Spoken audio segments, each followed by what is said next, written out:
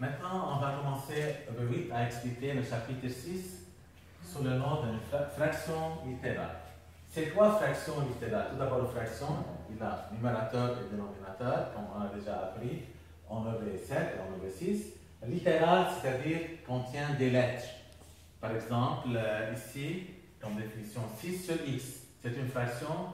Le numérateur est un nombre et le dénominateur est une lettre.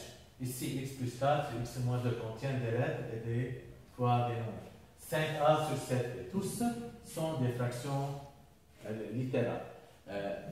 Dans cette année-là, on avait vu, dans ce chapitre-là, nécessairement, on va seulement voir qu'ils nous donnent, eux, la condition que le dénominateur doit être toujours non nul, c'est-à-dire différent de 0. Après, dans les chapitres qui vont se suivre, on va dire nous-mêmes la condition. Mais dans ce chapitre-là, on doit savoir que toujours x moins 2, 7b, et n'importe quelle partie qui existe dans le dénominateur doit être différente que 0. Tout d'abord, alors, comme définition, on a toutes les fractions qui possèdent des lettres sont appelées fractions littérales.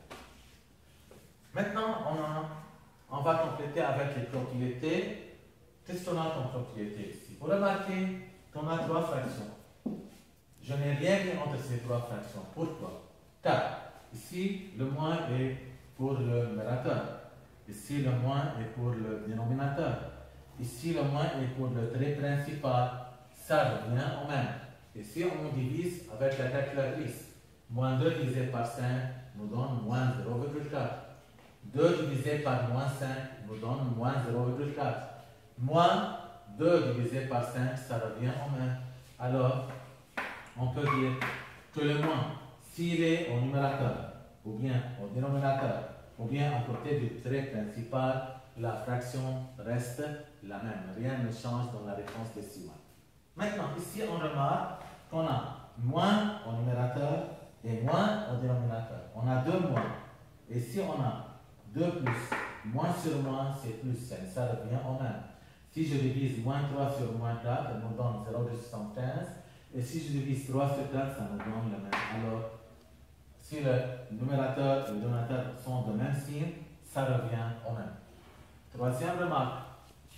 Ici, on a moins 21 sur 15 et moins 7 sur 5. On a déjà expliqué qu'une fraction, on peut le simplifier. On remarque que ces deux fractions sont divisibles par 3. Moins 21 sur 3 nous donne quoi? Moins 7. Et 15 sur 3 nous donne quoi? 5. Qu'est-ce qu'on remarque? On a obtenu la même fraction. Alors, parfois, pour qu'on puisse trouver que ces deux fractions sont égaux ou bien plus petit à plus grand, on doit tout d'abord on doit simplifier. On passe ici, on remarque encore qu'on peut simplifier s'il y a des lettres. Tout d'abord, le 4 reste le 4. Ici, on a x combien de fois? 2 fois. Ici, on a x combien de fois? 1 fois. On peut faire le 2 et enlever le x. Ici, on peut chasser les deux y. On peut simplifier car ça reste, ce sont les mêmes nombres. Qu'est-ce qu'il nous reste ici? X. Et qu'est-ce qu'il nous reste ici? 4. Alors, on a obtenu la même réponse. Ensuite, je veux donner un petit rappel sur ce qu'on a déjà expliqué en EV7 et en EV6. Ce sont les opérations. Un petit rappel, quelles sont les opérations en mathématiques? Ce sont les plus, les moins, les fois, division, addition, soustraction, multiplication et division. Ici, la première remarque, un petit rappel, si on additionne deux fractions qui ont le même dénominateur, c'est la plus facile. On écrit 3, le même dénominateur, et j'additionne directement le numérateur. J'écris 2 plus 5. Qu'est-ce qui nous donne? 7. C'est un rappel. Pour cela, je donne directement la réponse. Ici, encore, on a quoi? Le même dénominateur. On écrit 5 et on écrit 4 moins 2. Qu'est-ce qui nous donne 2? Et toujours, je dois regarder si la fraction est irréductible. Sinon, je dois la simplifier. Je dois le rendre, toujours la fraction, si elle est réductible, je dois le rendre comment? Irréductible. On passe ici. Ici, on remarque que les deux fractions n'ont pas le même dénominateur. C'est pour cela que je dois moi-même trouver le même dénominateur. On regarde ici, les deux nombres n'ont pas un facteur commun. 3 et 7 sont dits, comme on a déjà appris, premiers entre eux. Lorsque les deux nombres sont premiers entre eux, pour trouver le dénominateur commun, je dois trouver le PPC1. Comment trouver le PPC1? Je multiplie 7 fois 3. 7 fois 3, c'est combien? C'est 21. Alors, le dénominateur commun, c'est 21. Ici, 21, par 3, je dois multiplier par 3 pour obtenir 21. Ici, par 7. Comme j'ai fait en numérateur, je fais en dénominateur. Et 7 fois combien nous donne 21? Fois 3. J'ai obtenu ici 14 plus 15. Alors, c'est 29 sur 21. Elle est irréductible, alors on ne peut pas le simplifier. On passe maintenant ici, il y a un signe moins entre les deux fractions. Même travail, même consigne. 5 et 3 sont premiers entre eux. 5 fois 3, c'est 15. Je peux travailler d'une autre méthode pour ça. Comme j'ai déjà expliqué, on avait 7. Si je multiplie les dénominateurs communs comme ça, je peux compléter à multiplier comme ça. Alors, si je fais comme ça, je fais comme ça. Regardez. 5 fois 3, c'est quoi? C'est 15. 4 fois 3, c'est combien? C'est 12. 5 fois 7, c'est combien? C'est 35. C'est une deuxième méthode. Le même dénominateur reste 15. 12 moins 35, c'est moins 23. Alors, c'est une fraction irréductible. Maintenant, si je veux multiplier. Il y a deux méthodes. Ou bien je multiplie et après je simplifie, ou bien je simplifie et après je multiplie. Par exemple, si je fais 2 fois 5 ici, je multiplie toujours le numérateur avec le numérateur et le dénominateur avec le dénominateur. On ne multiplie pas comme ça le numérateur avec le dénominateur de l'autre fraction. Par exemple, 2 fois 5, qu'est-ce qu'il nous donne? 10. 6 fois 3, qu'est-ce qu'il nous donne? 18. Cette fraction-là est irréductible? Non, on doit le simplifier. Par quoi est divisible les deux nombres? Par 2. On obtient 5 sur 3 sur 9. Elle est donc une fraction irréductible. Maintenant, on passe à la division. C'est un petit rappel. 6 sur 7. On ne peut rien faire s'il y a une division entre deux fractions. On doit le transformer en une multiplication.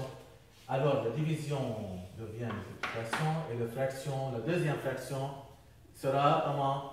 Renversée. Alors, ce sera 2 sur 8. Comment je peux continuer? 6 fois 2, c'est 12. Et 7 fois 8, c'est 56. Est-ce qu'on peut simplifier? Oui, on peut simplifier. On peut simplifier par 2 et par 2. On obtient 6 sur, par exemple, 28. Est-ce qu'on peut encore simplifier? Oui, on peut encore simplifier. On peut directement simplifier par 4. Ou bien on peut travailler par des divisions successives, comme on a déjà expliqué. C'est 3 sur 14. Alors, maintenant, la fraction est irréductible. Petite remarque ici. Beaucoup des élèves, lorsqu'ils regardent, il y a 7 fois 1 demi. Comment ils font? Ils font 7 fois 1 et 7 fois 2. Attention, toujours, lorsqu'un nombre n'a pas un dénominateur, c'est-à-dire qu'il est sur 1. Lorsqu'on est sur 1, on va regarder. Notre 7 fois 1 ou 1 fois 2. فإذا معقول لا فتحت شيء شو بنحط تحته على طول sur 1. OK? Maintenant, des exemples avec des fractions littérales. Comment additionner ou bien multiplier ou bien diviser des fractions littérales? C'est le même travail, rien ne change. Regardez par exemple. Ici, 1 et 1. Est-ce qu'il y a quelque chose en commun? Alors non, alors je multiplie 1 par 1. Qu'est-ce que nous donne? M, 1. Comment je multiplie? Comme si je fais comme ça, je fais comme le x. Alors je multiplie 2 fois 1. Qu'est-ce qui nous donne? 2, 1. Le signe c'est plus. 1 fois t, c'est quoi? C'est t. Alors, on a trouvé une fraction littérale additionnée avec la même dénominateur. Maintenant, il y a une fois, toujours lorsqu'on multiplie, on va essayer de simplifier. Attention, dans la multiplication, on peut simplifier ou bien comme ça ou bien comme ça. Pas le numérateur avec l'autre numérateur, le numérateur avec le dénominateur. يعني مش ضروري يكونوا فوق بعض، هم يكونوا فوق مع تحت. بنبلش. On a x et x, on peut les simplifier. On a y et y, on peut les simplifier. Ici, il y a combien? Moins par moins. On a déjà expliqué. Si je multiplie d'un nombre de même signe, la réponse est comment? Est positive. Et si je multiplie d'un nombre de signe contraire, toujours la réponse est négative. Maintenant, je peux simplifier, ou bien je peux multiplier et après simplifier. Par exemple, 2 fois 10 tests sur nos dents, c'est 20. Sur 5 fois 6 tests sur nos dents, c'est 30. On remarque qu'il y a 2 0 et 0, alors la réponse est différente. C'est quoi chasser de 0? C'est de diviser par 10. Ok? Alors, on a obtenu la réponse sous forme d'une fraction irréductible. Ensuite, la division. Tout d'abord, je dois transformer la division en multiplication. La division devient fois et on renverse la deuxième fraction. M sur 1. Est-ce qu'on peut simplifier? Oui, oui, on peut enlever M et M et M et 1. C'est ça? On ne peut jamais enlever numérateur avec numérateur et dénominateur avec dénominateur. On fait n fois n. Si je multiplie deux nombres qui ont même puissance, j'additionne les puissances. J'obtiens alors quoi? N à la puissance 2. N fois 1, 1 et 1, c'est n à la puissance 2. Et comme ça, on a multiplié deux fractions, divisé deux fractions et additionné deux fractions littérales.